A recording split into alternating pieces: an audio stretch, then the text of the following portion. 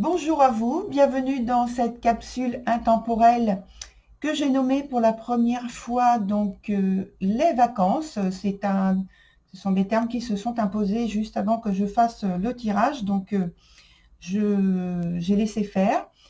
Une fois n'est pas coutume, donc voilà. Donc vous avez vu le tirage.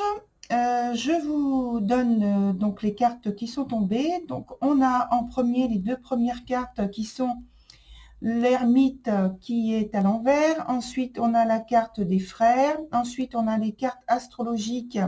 D'ailleurs que je vais profiter pour remettre dans le sens dans l'ordre, comme il n'y a pas de sens de toute façon.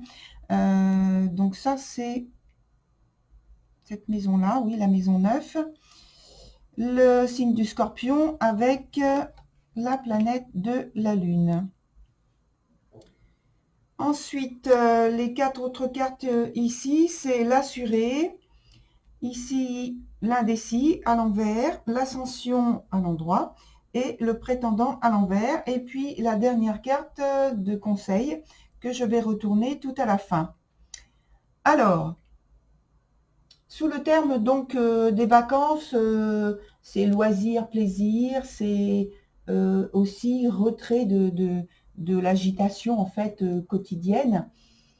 Et donc avec ces deux premières cartes là, je pense que il y a ce côté de profiter justement de la période des vacances pour se retrouver,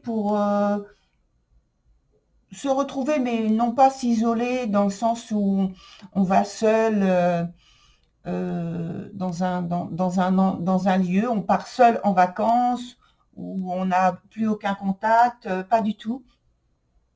C'est plutôt une réflexion qui se fait intérieurement. On a des contacts puisque la carte à côté des frères dit qu'il y a des échanges, des partages. Donc je pense qu'il y a en fait un détachement et une réflexion par cette étape intermédiaire des vacances, qu'il y a une transformation intérieure qui se fait et qu'il y a quand même de toute façon un partage avec d'autres personnes. C'est recherché d'ailleurs parce que il y a pour moi un nouveau chemin, une nouvelle orientation qui est recherchée, qui est voulue, et donc c'est cette période qui est idéale pour faire cette réflexion. On recherche quelque chose qui nous apporte plus d'enseignement, de confiance.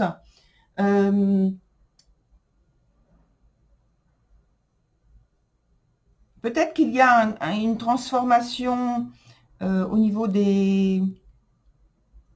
peut-être des croyances, peut-être de la philosophie de vie, parce que les derniers temps ont été difficiles. Je pense qu'il y a eu des difficultés qui ont été traversées justement par cet isolement et notamment donc dans notre actualité avec le confinement. Et l'ermite peut très bien interpréter ce côté-là. et donc on retrouve cette liberté.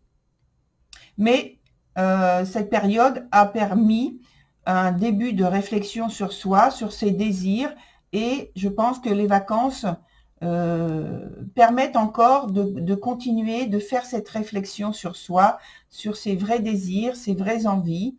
Et donc c'est comme s'il y avait donc cette pause, ce retrait intérieur qui était nécessaire, qui est nécessaire, qui est voulu, qui est choisi pour faire cette transformation, puisqu'on est dans le signe du Scorpion. Transformation, régénération, et avec un travail donc qui se fait inconsciemment ou consciemment, mais en tout cas un travail sur tout ce qui est le passé, sur le quotidien, sur la volonté de s'adapter à ce que l'on vit au quotidien, transformer son quotidien et le régénérer en déposant un certain nombre d'obligations, de contraintes, ce qu'on appelle plus généralement donc des fardeaux, des poids, et donc de s'assurer de s'alléger. Et donc on retrouve les mêmes notions sur les 4 dernières cartes, avec cette volonté de s'alléger, de s'élever. Et donc je pense que le fait de se retrouver à croiser beaucoup de monde, ou plus de monde à nouveau, et d'être dans un esprit de fête, de réunion, en fait de relations plus mondaines, de multiplier des sorties. Je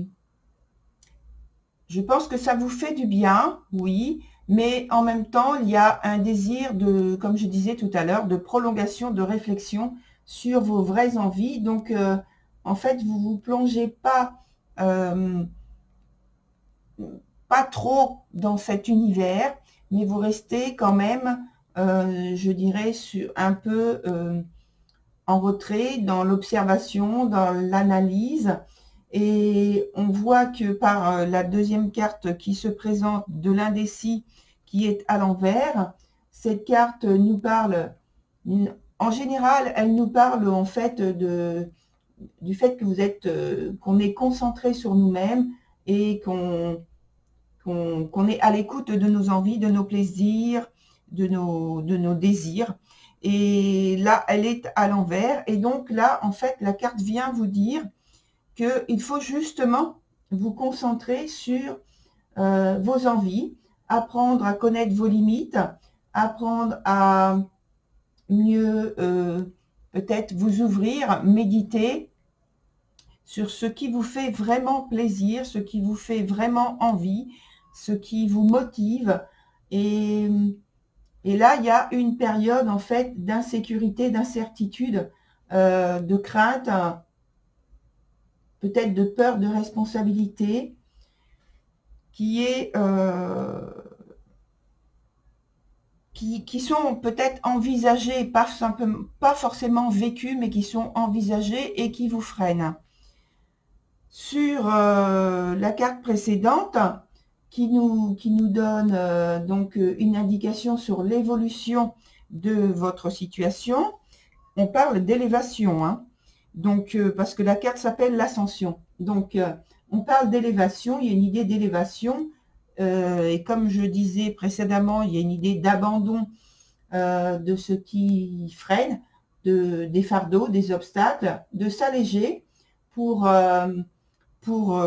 mettre en place un changement qui vous apporte de meilleurs résultats, de meilleures choses, des choses qui vous mettent plus en joie dans votre vie quotidienne et qui vous apportent de la chance. En tout cas, ça indique qu'il y a une fin d'épreuve qui arrive et que ça va vous permettre de vous relâcher, de vous détendre davantage.